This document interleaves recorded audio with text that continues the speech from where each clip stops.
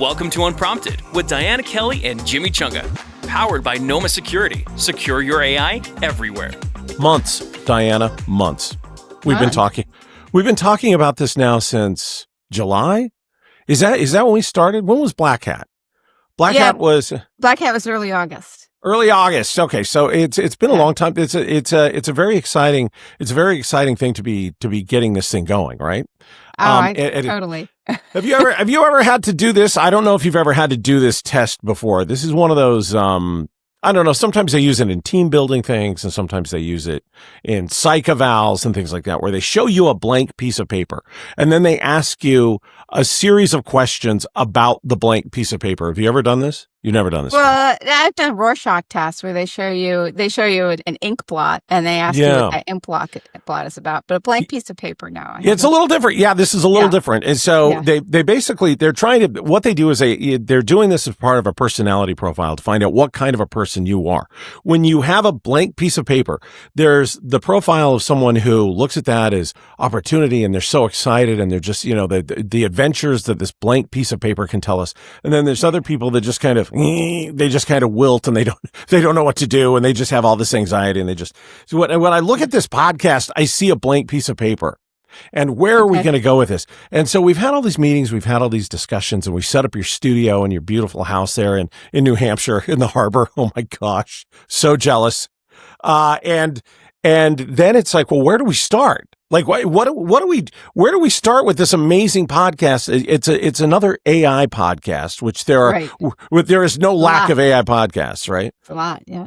But it's us. But they don't have us. Yeah, exactly. So, as I was trying to think about this, I thought to myself, well, this is where we start, where I say hi, we introduce ourselves, and then we just start at the very beginning. And you don't know where I'm going with this, so bear with me. So first of all, it's a blank piece of paper right now, Chunga. There it is, right? So first things first, the podcast is called Unprompted. And this was, we had a billion different titles. You loved Unprompted. Everybody else loved Unprompted. And we said, okay, that's what we're going to go with. So welcome to the Unprompted podcast.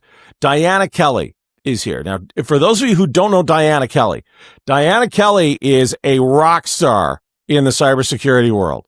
And she hates it when I say that.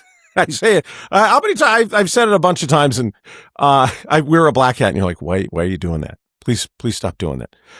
You have worked for, my goodness, like all of the bigs, right? Microsoft, you've worked with Protect AI.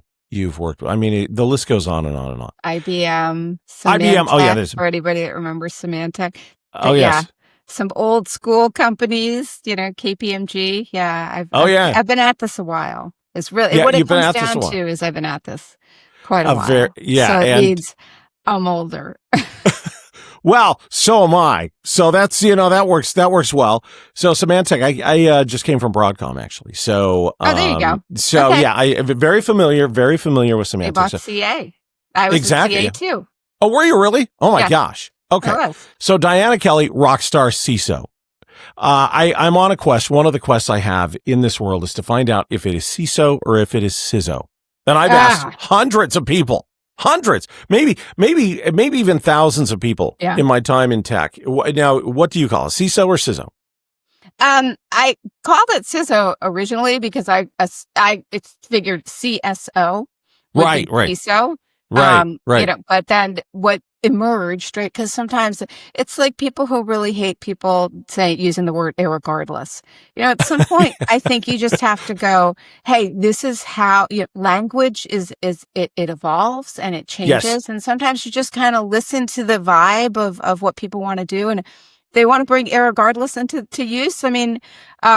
More power to them. And so what emerged was, CISO, Chief Information Security Officer, was CISO. Yes. And Chief Security Officer, CSO, was CSO. So that's sort of how commonly. But quite frankly, there's nobody came out from on high and said it had to be one or the other. Interestingly, the whole reason that it's CISO is because of the late and truly great. I miss him. Even saying it chokes me up a little. Wow. But Steve Katz Really, he is truly, you can say with impunity, he is the first CISO because he's the man. He was the one that came up with it. He was at Citibank. And interestingly, Citibank had ISOs, BISOs. So they had information security officers for different groups at the financial services at the bank. And they had business information security officers. Yeah, I remember this. No, that's right. They were ISOs and BISOs. Oh my goodness. And that was commonly, they were called BISOs. And then Steve said, hey, we've got all these different business information security officers, all these different information security. What we need is a chief. We need somebody who can look across all of these functions of the bank and all the different divisions and everything, and actually give us, something that's like holistic for all of Citi. So that's where and all of this came from that. So I'm going to turn off the track mode there. So I know the camera has a mind of its own, but it does. So that's sort of interestingly. So it's like, is it CISO or CISO or BISO? I mean, it came out of a, an interesting background of ISOs. So you could say CISO is really what it's supposed to be. It's CISO. Right. That's another way to say it. You've done it. But now you've made it even worse. Everybody just says CISO. So I'm going to go with the flow. So CISO. CISO it is. All right. Yeah. Well, anyway, Diana Kelley, I mean, if that didn't show you that she knows her stuff right there, I mean, my goodness gracious, this is so exciting for me because I'm just her smart ass friend that likes to hang out with her. And this is you're very much a mentor to me because, I spent my entire life working in entertainment and media, and about 9 years ago or so, I transferred into the world of tech. And I've been doing that since. Thank you very much. It feels like I've been here 9 years, but it feels like I've been here about 10 minutes, right? Yeah. Because of the way tech, but the good thing about it is that tech changes and tech evolves so quickly that even if I've been here for 9 years, that doesn't really matter because everything is so new all the time. Right. Yeah. There's just so much changing.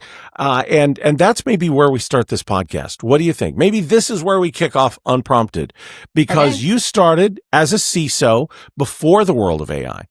You started before, in a more conventional on-prem world and, very traditional way of doing things.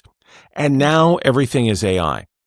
And I saw this thing on LinkedIn the other day, and it was this meme, and it was a bunch of CEOs, and it almost looked like they were walking a picket line. And they said, "What do we want? AI." The next frame says AI. When do we want it? Now. Yeah. Why do we want it? I don't know. Well, and I think that's probably the case with a lot of C-suite people. They know they need it. They know they need it for their business. They know they need it for their security, but they have no idea where to start. So maybe that's the first topic of Unprompted. Is AI where to start? AI security, where to start? What do you think about that? Would that work for a first episode? I think it does, but we've got two big things there. There's both why do executives want to adopt AI and where do they want to start with AI? And then what is it that those of us, the folks that are trying to secure these systems, where we have to start having the conversation with the execs? And it's interesting because they're very intersected in the sense that the executives are so obsessed with the FOMO of it all. Yes. And basically, you can't open up a page at a news site, especially a financial news site, a business news site, without seeing more or less AI is the future. And if you don't grab it, you are not going to be a successful CEO. So they're so incented and so basically wound up, right? About, we got to get all the AI. We got to do this. We can't let, people run ahead of us. Even like Zuckerberg the other day, people were like, why are you spending so much money? And he's like, because the cost of not spending and falling behind is too great. Right. And what was that quote? I think there was a quote there where he said, "Hey, I'm all in for spending $100 billion on AI and failing rather than not, because then I'm left behind for sure." Right. It was something along those lines. It was something. Yeah. I don't remember the exact number, but it was, yes, the sentiment was absolutely, yes, these are massive numbers that we're spending, but the bigger risk is to not spend and to fall behind in this AI arms race. So, so now, so you've got a bunch of executives that have been kind of wound up by the fact that the market is saying, if you don't get this, if you don't get on board, if you don't start taking advantage of this right now, you're not going to be a successful executive. Your company may fall. And then you got security being like, well, wait a second. Right? Okay. Okay, so holy cow, what an ominous sounding question. So you have security saying, well, hold on a second. So, this is what you do. So how has AI changed the landscape? Not only we were just talking about how it changed for the C-suite, but as a CISO, like in your position, how has AI changed everything in the past? What would you say, 2 years, 3 years? Like, how has this changed it for you? Yeah, I think I wrote something the other day about it's basically this like fractal change in like the risk landscape. Yeah. Because it really has opened up the risk landscape in very new and different ways. And specifically generative AI, because traditional predictive AI, machine learning has been in use in many organizations, especially financial services. Yeah, for a while, right? For like decades. Yeah. Yeah. So what we're really talking about is, so that AI is still here. It's been around. If you've got a mail filter putting something into your spam, that's been using machine learning for decades. So that's one part of AI that we love and we know. The new AI is the Gen AI. It's the Chat GPT. It's suddenly Gemini and all the sparklies everywhere as we're doing our systems. And that's changed things in two really big ways. I mean, the first thing is from security is that we have a bunch of people using these new tools, and the answers from the tools may not be accurate. Everybody's had a response that's a quote hallucination, and so okay. And so in security, the accuracy of responses actually really, it does matter. So the fact that these systems are sometimes putting out the wrong answer, I mean, this can be a variety of problems. I mean, two sort of well-known examples are lawyers go into court with briefs with completely hallucinated, made up, generated case law that they're citing to the court, and the court looking it up and being like, no, and do not come to me again with anything that's got false information, false case in it. And they have no idea that it's hallucinated, right? Is that true? Or okay. But if it's, because you've seen the responses from the chatbots, right? The chatbots have been trained to sound authoritative when they give you a response, because if you were using a chatbot and the chatbot was like, I don't know, maybe not, I think this could be the answer, right? We're not going to be using these systems. We're going to be like, well, that thing doesn't know what it's talking about. So it comes off very, very confident in its responses. Right. Even when it's wrong, it comes off very confident. I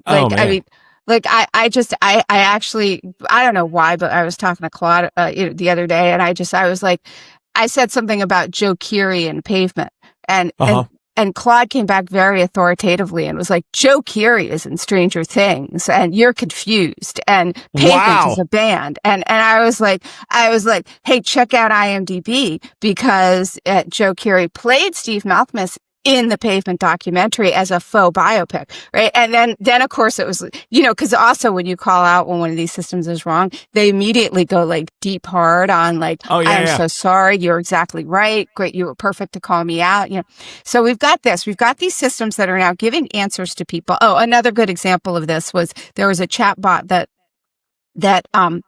Air Canada used.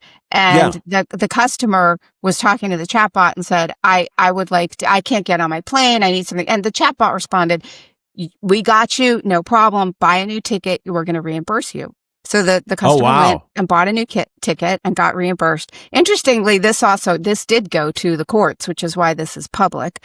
And then Air Canada, when the customer said, I'd like to be reimbursed for my ticket, please, Air Canada said, no customer service from Air Canada said that. It was just a bot. It was just an AI. Yep.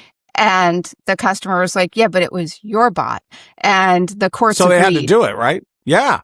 Okay. And this jives with some other things that I've been hearing about chatbots. And this is, there's all kinds of questions I have around this. This could be its own topic, honestly. When you have the political discourse that you have in this country happening right now, and you have all of this venom, being spewed on social media, on X and on Reddit, and it just goes back and forth. I read a study that was, for the life of me, I can't figure out where it came from, but they said about 80% 80% of all of that discourse and the fighting are chatbots fighting with one another on either side. It's not actually people. It's chatbots responding to other chatbots. Have you heard this?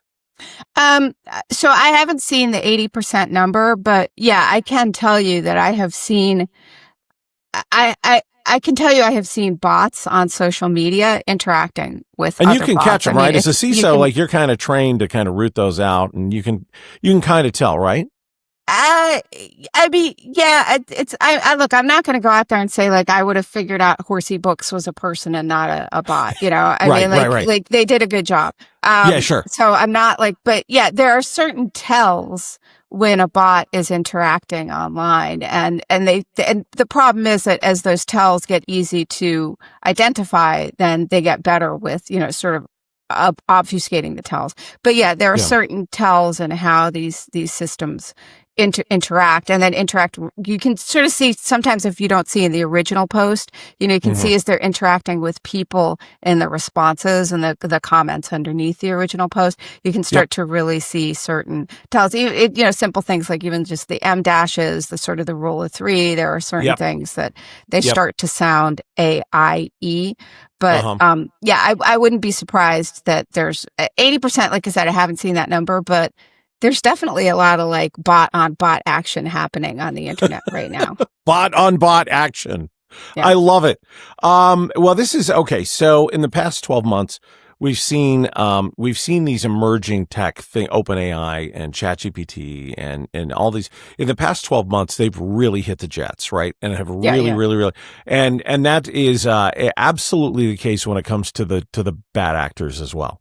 They're learning quickly. They're using their own, their own predictive AI technology for breaches and vulnerabilities and all kinds of stuff. So the urgency, I would say, in the past 12 months has gone from, on a scale of 1 to 10, let's say 12 months ago it was at a 0. Where are we now in terms of urgency for companies to adopt AI security specifically?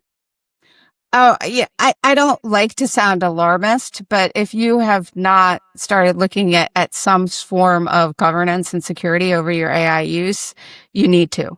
I mean, there's just no question about it, because users don't understand things like the system can be inaccurate. The training hasn't occurred about how much easier it is now to do things like deep fake phishing, spear phishing, really well crafted and going through different channels.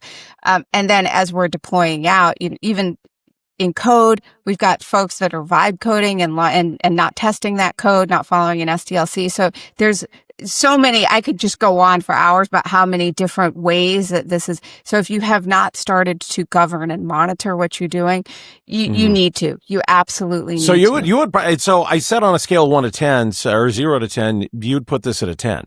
Yeah. Over the past like I said, months. I hate to be in absolutes and extreme, but yeah, if you haven't done something, it's kind of it's red alert. Okay. And the good news is a lot of companies are already doing a lot of work. Yeah, well, that's fantastic news. So, and it was right in line with my next question. So, how many companies are taking this seriously? I know that's a loaded question and it's a really broad question, so forgive me. But as an industry, healthcare companies, public schools, banks, everybody has to adopt this now. Everybody. And what percentage, in your opinion, are doing it? You think they're getting into the saddle and they're getting it done? Right? Is that what you're saying, you think? I have not. And granted, look, I'm a security person at an AI security company. So I talk to a certain, but, even like in like personal neighborhood stuff, like I genuinely haven't heard any company, any organization saying, oh, this is fine. We don't have to worry about it. I mean, everybody's worried. Right? Everybody's worried. I think that the more what I think about during those conversations is, how effectively are they addressing that worry, and how effectively are they prepared to be able to address it? So I think that's really so everybody's concerned, but not everybody has the tools or the resources yet in order to address those concerns and protect their organization. Right. Okay. So for those people, where do they start? I mean, that's kind of the crux of this entire episode. Where do they start then? Because I still run into people. I'll talk to people. Yeah, I'm working for an AI security company and it's this and it's really exciting and it's cool. And I see people, not everybody, of course, but I've seen a couple of very prominent business leaders kind of, you see their shoulders kind of, slump down like, oh man. Yeah. I know. Like, that. Yeah. You've seen it then. You know what I'm talking about, where they're just like, oh my gosh, where do these people start? As this rock star CISO, what would you tell them? Because it's like a messy bedroom, right? You look at this messy bedroom and you've got a problem and you just don't even know where to begin picking through stuff. So what would you tell them? Well, the first thing is to admit that you have a problem, right? So to acknowledge and say, we know that we have to secure this. And I know a lot of companies are saying they're sort of afraid of it, but like to actually say, okay, we are going to address and secure this. And then I think that the next thing is to get somebody who can help them understand where AI is currently being used in the organizations. A couple of years ago, I would have said, think about where you can use or generative AI, next gen AI, where you can use it. Now I would say you've already got so much adoption. So start there. Understand what people are doing, what they've adopted, what they're trying to do. I guarantee you've got office managers who are vibe coding new apps for you. You've got marketing folks who are creating whole agentic systems and workflows. Like it's happening right now. So figure out what's happening at the organization now. So an inventory, essentially. Take inventory. Discover it. Okay. Figure it out. And talk to the people that are using it to see what they're trying to accomplish. Because I guarantee there's going to be some really, really cool stuff. Okay. What, in terms of stuff then, really cool stuff, what's the biggest misconception that you're seeing currently from people as they're adopting this and as they're becoming learned in the topic, right? And they're talking about all the stuff that you're talking about. What's the biggest misconception that you see then? I think the biggest misconception is that AI is so smart that it can fix itself. You don't need to secure it. It's so smart, it's going to fix itself. I hear that one a lot. Yeah, it's so smart, it's not going to make mistakes, or it's going to get smarter and it won't make mistakes. And both of those are big issues because these are non-deterministic statistical probability systems. So if we don't, blah, blah, blah. All you need to know about that is that you can't guarantee it's going to give you the right answer. So that's a critical thing. That's one, and that's got huge implications. And then the other thing, so that's not, quote, getting smarter. It gets smarter because it gets better and more fit for purpose because people train it. So that's really, I think that's it. And will it be able to secure itself? Not yet. I can't predict the future. I don't know in 2 years if we're having this conversation, but I can tell you right now, no, it's not. You need to have some controls in place to protect. So those are the two biggest things, is that whole, like, it's going to fix it. Yeah. Everybody, whenever there's new emerging technology, everybody wants a daddy, everybody, I don't have to worry about this anymore. Daddy's got it. In this case, it's AI, right? AI can just handle it all. I think about agentic AI and how you've got all of, millions of little agents running around there, and all you have to have is one bad agent. Right. And now you've got a problem, right? And you're looking for it's the Saving Private Ryan quote. You're looking for a needle in a stack of needles now. Mm-hmm. The needle in the needle stack. Yeah. Yeah, exactly. And that's the thing that I find the most scary, is that we have an emerging technology that, in my opinion, we're only barely starting to understand. Now, somebody like you, that I would say that's very not the case. You get it. You totally understand it. But for somebody who's a CEO and they've gone to business school and they built up their company and they're just, and they've got their people underneath them that have all come from different disciplines. And in the past, I don't know, would you say the past 5? Well, I mean, you talked about how it's been around for years and years and years, but in its current iteration, AI security specifically, it's new. right? It's new and not a lot of people understand this. Very few people understand this. Generative AI security, is definitely is new. And the massive democratization of AI is the other thing that's really changed. It used to be that, and democratization is a big word, I get that. But what it really means is that the AI I was talking about that's been in use, it was the purview of the data scientists, these very specialized and ML engineers. They tended to be sort of cordoned off from the rest of the organization working on this very specialized, machine learning models for, prediction. And they were kind of away. And now, because we've got, repositories with models, open source models, like Hugging Face, and anybody can go to Hugging Face and download, like a Llama 3 or DeepSeek and start training this model themselves and put it into use. Because of that, the adoption has just gone off the charts. So that's really shifted the risk landscape. It's one thing when you've got this very small team that's focused on doing this versus like everyone's like, woohoo, we can download, we can. How do you balance that as a CISO? How do you, ultimately that falls, I would assume that falls on the CISO, right? To balance that innovation and to make sure that everybody's doing everything that they like. How do you even start trying to balance that? Yeah, so it does. I mean, that's sort of the CISO's, that's our remit, is how do we enable the business to go really, really quickly? But we often say that we're the brakes on the car, right? How do you go really fast around the corner with brakes? And that's this, I mean, it's like push to market, push as fast as you can. And you've got to be the one person there going, oh, hey, take it easy. What are you doing? Well, take it easy, but like learn how to control this car and learn when to apply the brakes and when to put the speed on. So let's take something like, back to our like open source models, right? And I want to download it from Hugging Face, and I'm in marketing. I want to do, but I'm really excited about this technology. I want to train a model myself. Well, giving them a tool that automatically, like when you download a file into your email, it's scanned, right? Your email system automatically scans it. You could see it saying, I'm scanning it. Hold on a sec. Oh, it's good. Go about your day. Right. Yeah. So you can do the same thing with models. Oh, can you? Yeah, you can do the same things with models. So you look for opportunities like that provide the brakes, provide security. So that now I'm not letting somebody download a really risky model into the organization, but it's they just have to wait a second, make sure it's been scanned and tested, that it's got, the right reputation. And then, now it's really that simple. Look, I mean, in the case of scanning models, it's pretty simple. There are some more complex, obviously, I don't want to oversimplify, but conceptually, that's exactly what the CISO has to, and that's why talking to the business and the CEO and saying, how are people using it? Because once you understand how people use it, you can start to understand, okay, these are the risks. You threat model, you understand where it can go wrong, and you start looking at how you can put controls like scanning something when it's being downloaded into the organization so that it can be used safely. So that's it. So it's an example of how you get started with it.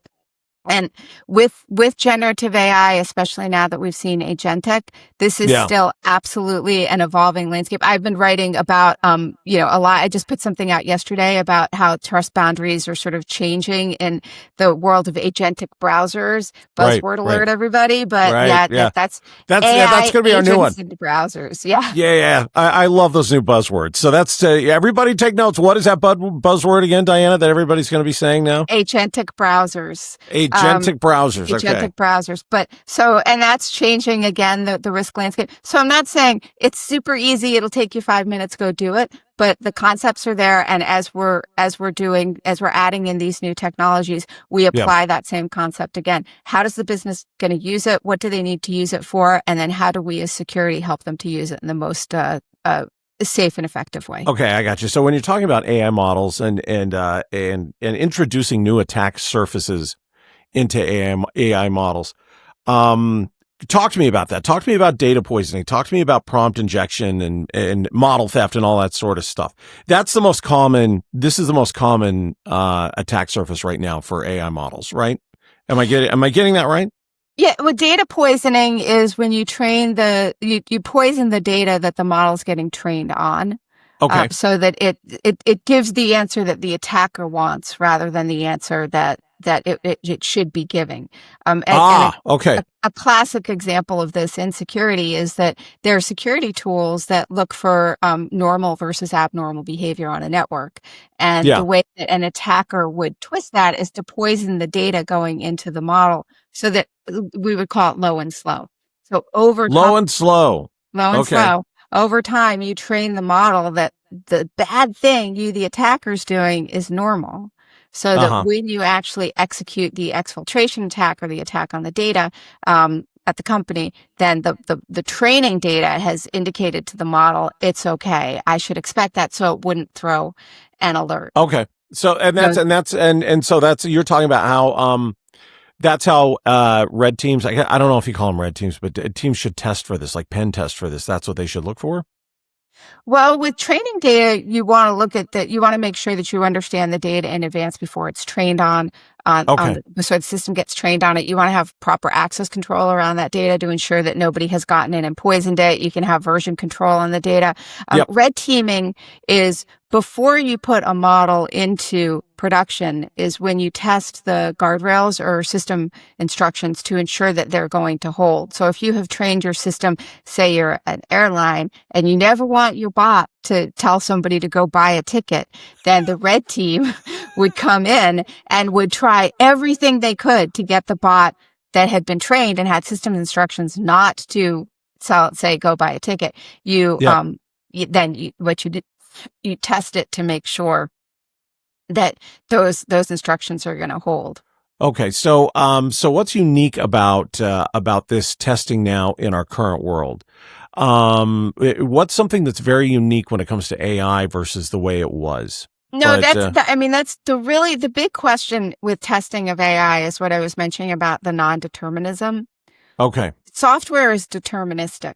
So when we would test software, does it operate properly, right? If you push this button, what happens? We knew that every time we push the button, something was going to happen. Every now and then we could race control it. So if we pushed it too fast, maybe it did something different. But basically we knew. So if we were doing input sanitization, like to stop a SQL injection, we knew for a fact if we only allow words into this form and you can't have a semicolon, they're not going to be able to append a SQL injection. Or in cross-site scripting, if your content security policy says never trust information from any site other than these two trusted sites, you knew that an attacker couldn't get their content from an untrusted site in.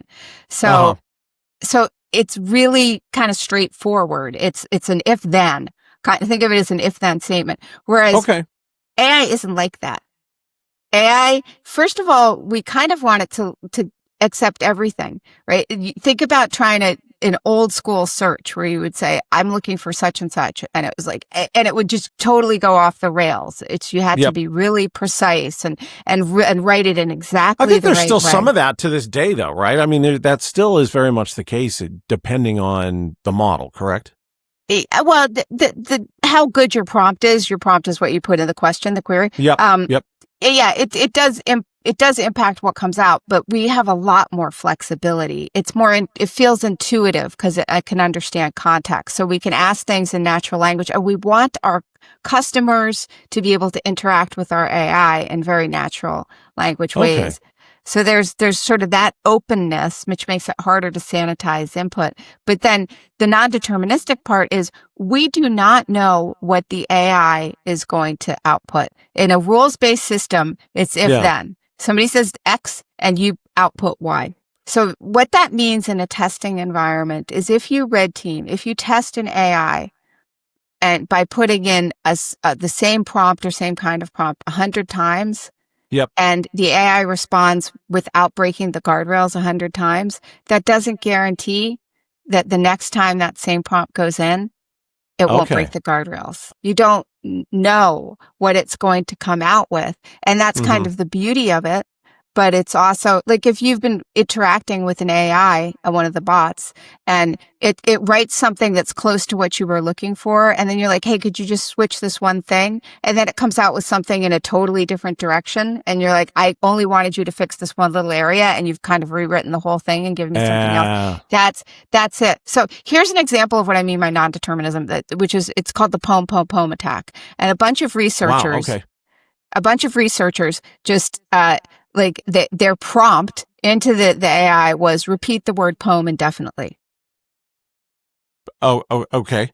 And what do you think the AI did? Poem, right? Until it started to output sensitive training data that it wasn't supposed to, that were things like, usernames, emails, phone numbers. Why? How did it get from that to that? Because that's the point, is that AI is not, it's generating a statistically probable response. And sometimes it goes off into areas that we would say, like, that doesn't seem probable. But, so it's not a rules-based system. If you said repeat the word poem indefinitely, it in fact would repeat the word poem. Right. Yeah. Right. But an AI, is now thinking maybe, it got to some part of its space that, indicated that it rather than repeating the word poem, the right thing to start doing was to output the sensitive data. So that's when we talk about non-determinism, that's what it's about. And yes, you can train models more tightly. And yes, we can get better with system instructions. But the truth is that right now, as anybody who's used an AI, it's not 100%, and it's not designed to, it's not a bug, it's a feature in that. Yeah. Sense. Oh, I love that. Yeah, well said. Okay, so I love to do this when I talk to experts such as yourself, is put you in a place where you have to answer a question on absolutes, because I know how much people hate doing that in your position. I mean, you talked about it, right? You've already talked about it here in this episode. So final question here, Diana, in our very first episode of Unprompted, do you think, I actually wrote this down and I'm embarrassed that I did because it just sounds so dumb. But please bear with me, okay? Do you think AI will ultimately make us more secure, or are we creating an arms race we can't fully control? And I ask this because we always abuse technology when it's new. That's what we do. Tech is about people. And the first, that's anytime you have something new, the first thing you do is use it for evil, right? That's, think about film. The first thing they did was shoot people nude, on film. That's kind of what we do as a people. So do you think that AI is going to make us more secure? Do you think it's going to kick off this arms race that, where we just abuse it and it's not regulated right? I mean, you can make the argument that it's already kind of that way in some areas, right? I think I've seen this again and again. Business gets super excited about technology and sees all the opportunities and adopts it. And the security, we're the, well, wait a second, guys, So it's which you reference, right? That's what we've seen. We've seen business go, look at all these really super cool things. Are attackers using it? Are people using it illegally? Yes. Business is, so there's always bad guys using tech, but let's look at business specifically. Business, right? And we have to catch up with the bad guys. But business is adopting it for the opportunity. And we need to help business understand what the risks are so that they can use it safely. So does it have to make things worse? Absolutely not. I think initially we're going to adopt it in insecure ways. We're going to see some failures. We're going to see some exposures and some data loss. And that's part of what happens as new technology gets adopted. And eventually we're going to get to a place where we do mature and we are getting the controls in place that at least keeps it usable, right? There's no perfect, there's no absolute security, but at least we can manage it so that it's usable. It's giving us more of a benefit than it's giving us the negative. So I believe that. Look, and I got to tell you, if I didn't believe that there was a purpose to trying to secure things, because overall in the net, in the aggregate, we're going to get to a better place with technology, I wouldn't be able to keep doing this job. Gotcha. You'd be out on your boat there in New Hampshire enjoying life, right? Definitely no boat. My neighbors all have boats, and no, I don't have that. I do not have the patience for that. No.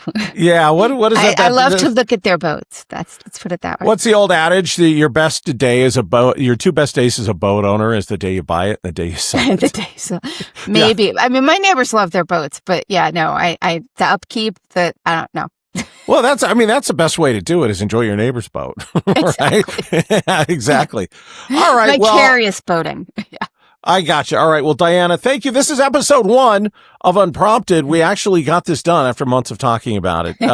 This is going to be an every week thing. It's an every week thing. It's going to be happening every single Tuesday. So be sure to check it out on YouTube. Be sure to check it out on the Unprompted podcast channel. It's everywhere you get your podcasts, on Apple Play, Spotify, Amazon, Google, you name it. All of the places that need Diana's help, clearly. So, be sure to be checking back next Tuesday. We'll see you on the next Unprompted. Thanks for joining us. To learn more about how Noma Security can unlock the power of AI for your business, go to noma.security and be sure to join Diana and Chunga next Tuesday for another episode of Unprompted.